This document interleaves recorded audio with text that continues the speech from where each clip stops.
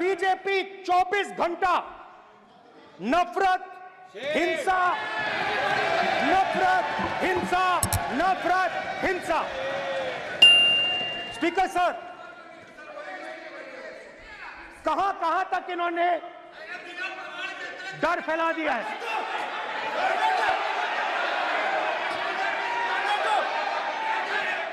Please sir, कहां तक इन लोगों ने डर फैला दिया? मैं आपको अयोध्या से शुरू करता हूं। सर नमस्कार। शाबाश। अयोध्या ने आपको मैसेज भेजा। अयोध्या ने राम भगवान। मेरा व्यवस्था का सवाल है।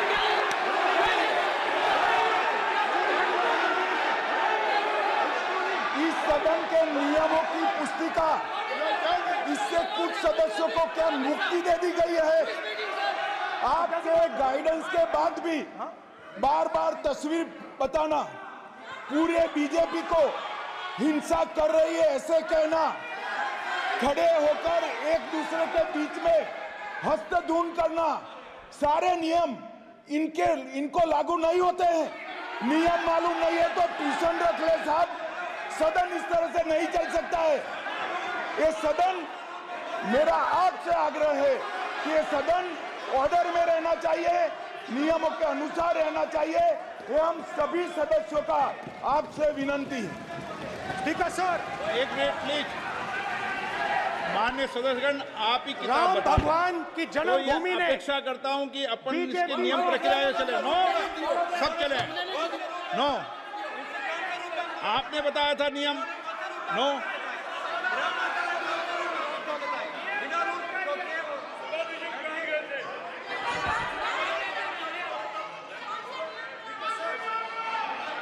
माइक दीजिए सर। हाँ सर, मेरा सवाल है सर, इस माइक का कंट्रोलर किसके हाथ में? प्लीज बैठिए बैठिए सर ये ऑफ होता है, प्लीज बीच में माने ऑफ हो बैठिए जाता है। प्लीज। ये बार कई बार विषय उठ गई और बहुत गंभीर, और माननीय सदस्य, आप प्रतिपक्ष के नेता हैं, आप सदन के बाहर भी ये बात कहते हैं कि माइक बंद कर देते हैं। मैंने कई बार आग्रहपूर्वक किया कि आसन पर इस तरीके का आरोप नहीं लगाएं। नो, प्लीज बात सुनिए। आसन पर सभी दल के, प्लीज, आसन पर सभी दल के लोग बैठते हैं और सभी दल के लोग सभापति तालिका पे हैं, और सब जानते हैं कि एक व्यवस्था होती है, जिस भी माननीय सदस्यों को आग्रह किया जाता है बोलने का वो बोला जाता है, और जिसको आग्रह नहीं किया जाता उसका माइक चालू नहीं होता। आप बोलने के लिए खड़े, आपका माइक कभी बंद नहीं हुआ, कभी बंद नहीं हुआ। आप अगर आसन में जो भी विराज रहे हैं वो अगर आपका नाम नहीं पुकारते हैं तब माइक चालू नहीं होता। ये व्यवस्था हमेशा इस सदन की रही है, पुराने में भी और नए में भी। कभी आसन पे व्यक्ति पर माइक का कंट्रोल नहीं होता। दूसरा, माननीय प्रतिपक्ष के आप नेता हैं और आपसे ये अपेक्षा की जाती है कि आप लोकसभा की प्रक्रिया का, संचार नियम का पालन करें, संविधान की जो व्यवस्थाएं दे रखी है उसकी पालन करें, और सदन में बोलते समय किसी भी धर्म को के ऊपर ऐसा आक्षेप नहीं करें जिससे पूरे देश के अंदर विषय पैदा हो। ये आपसे अपेक्षा की जाती है। सर, मैं बिल्कुल आपकी रिस्पेक्ट करता हूं स्पीकर सर, मगर मेरे भाषण के बीच में सच्चाई ये है कि माइक ऑफ हो जाता है। मैं क्या करूं, हो जाता है वो। अब आपने देखा मैंने अयोध्या शब्द यूज किया और माइक ऑफ हो गया। नो, अरे ये प्रधानमंत्री मोदी जी के टाइम पे आधा पैरा आएगा क्या? तो अयोध्या ने, ये राम भगवान की जन्मभूमि, प्लीज ब्रदर, राम भगवान की जन्मभूमि ने बीजेपी को मैसेज दिया, और ये आपके सामने मैसेज बैठे हुए हैं।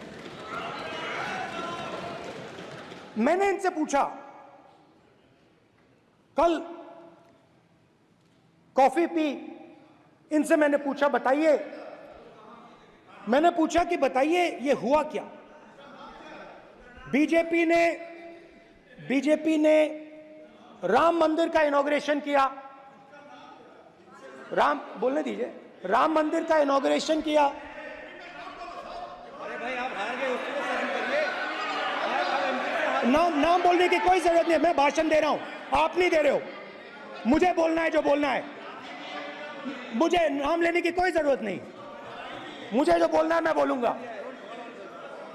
तो अयोध्या ने मैसेज दिया और मैंने इनसे पूछा कि हुआ क्या, और इनका जवाब आया। मैंने उनसे पूछा कि आपको कब पता लगा कि आप अयोध्या में जीत रहे हो, और आपने कहा पहले दिन से मुझे पता था। सही बात। और मैंने कहा ये क्या हुआ, उन्होंने कहा राहुल जी अयोध्या में एयरपोर्ट बना, अयोध्या की जनता से जमीन छीनी गई और आज तक उन्हें मुआवजा नहीं मिला है।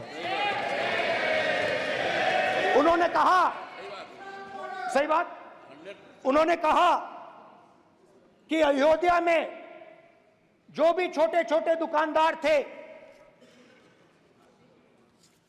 जो भी छोटी छोटी बिल्डिंग्स थी, उन सारों को तोड़कर गिरा दिया गया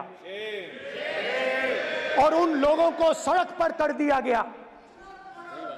इन्होंने यह भी कहा कि अयोध्या के इनॉग्रेशन में अयोध्या की जनता को बहुत दुख हुआ, क्योंकि इनॉग्रेशन में अदानी जी थे, अंबानी जी थे, मगर अयोध्या का कोई नहीं था।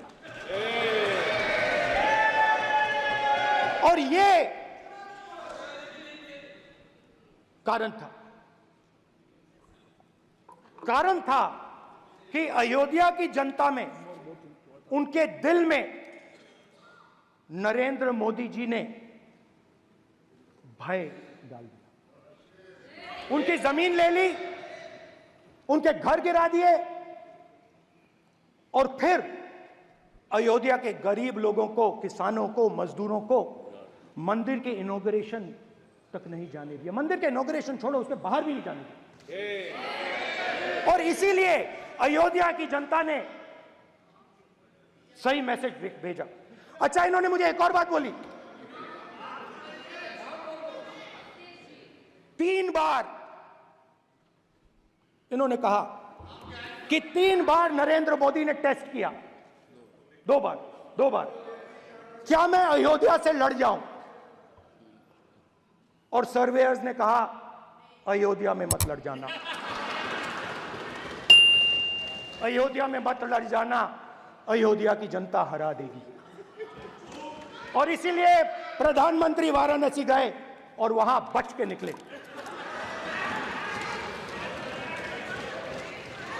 तो अयोध्या की जनता को डराया, पूरे देश को डरा दिया। मैं आपको बताता हूं, आज सुबह में आया, राजनाथ सिंह जी ने मुस्कुरा के मुझे नमस्ते की, और मोदी जी बैठे हैं, मुस्कुराहट नहीं, सीरियस, नमस्ते भी नहीं करते, कहीं मोदी जी ना देख लें, प्रॉब्लम हो जाएगी। वही कहानी गडकरी जी की है, सच्चाई है। अरे भाई, अयोध्या की जनता को छोड़ो, ये तो बीजेपी वालों को डराते हैं।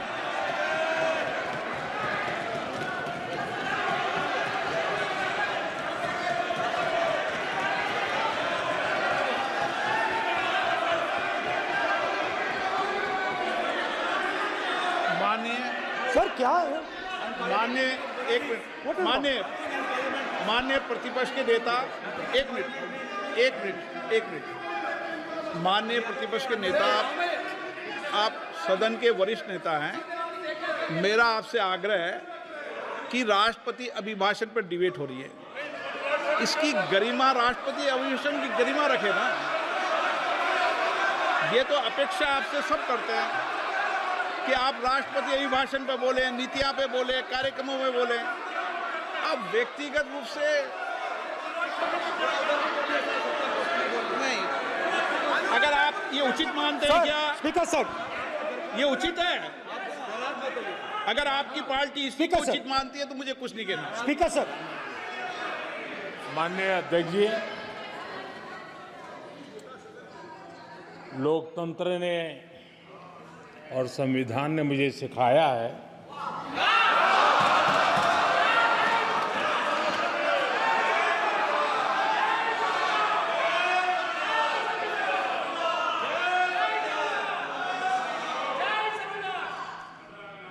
कि मुझे विपक्ष के नेता को गंभीरता से लेना चाहिए।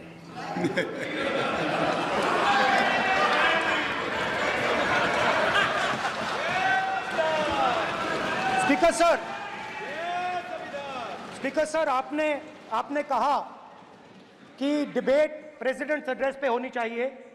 ये जो मैंने किया है, अनुराग ठाकुर जी ने अयोध्या की बात की थी, अनुराग ठाकुर जी ने सनातन धर्म पर आक्रमण की बात की थी, इसीलिए मैंने ये किया है। मैं दिखाना चाहता हूं कि अयोध्या में क्या हुआ, अयोध्या की सच्चाई क्या थी। प्रेसिडेंट्स डिबेट में उन्होंने बात उठाई थी, मैंने बात बंद की। प्रधानमंत्री जी को अच्छी लगी अयोध्या के बाद अच्छी लगी। डर फैलाया और ऑपोजिशन का रिस्पांस, एक साथ मिलकर भारत जोड़ो यात्रा, सारे के सारे ऑपोजिशन, पूरा देश एक साथ मिलकर कन्याकुमारी से कश्मीर तक चला। और जो आपने डर फैलाया, उसके बारे में यात्रा में बहुत कुछ सुनने को मिला। अभी तक याद है, सुबह 7 बजे 7-8 बजे की बात थी, यात्रा में चल रहे थे, एक महिला आती है, हमारे साथ चलती है, मेरा हाथ पकड़ती है और घबराई हुई सी थी। तो मैंने पूछा क्या हुआ, वो मुझे कहती है मुझे मार रहा है, मुझे मार रहा है। मैंने पूछा कौन मार रहा है, कौन मार रहा है? बेटी बचाओ, बेटी की दुविधा सुनाई दे रही, बेटी का दर्द नहीं सुनना चाहते, भारत की महिलाओं का दर्द नहीं सुनना चाहते। मैंने पूछा कौन मार रहा है, कहता है मेरा पति मार रहा है। मैंने कहा क्यों? कहती है सुबह का खाना नहीं दे पाई। मैंने कहा क्यों? खरीद नहीं पाई, महंगाई है, महंगाई है, खरीद नहीं पाई, खाना नहीं पका पाई, इसलिए मुझे मार पिट रही है। मैंने कहा बहन क्या करूं, कैसे आपकी मदद करूं? कहती है आप कुछ मत कीजिए, आप कुछ मत कीजिए, आप सिर्फ ये बात याद रखिए कि महंगाई के कारण हिंदुस्तान में हजारों महिलाओं को सुबह पीटा जा रहा है। उसके शब्द हैं, मेरे शब्द नहीं हैं। गैस सिलेंडर, महंगाई, तो आपने गरीबों को, महिलाओं को डराने का काम किया। शिव जी कहते हैं डरो मत, डराओ मत। आपने हिंदुस्तान की महिलाओं को महंगाई से हर रोज डराया है। कुछ दिन पहले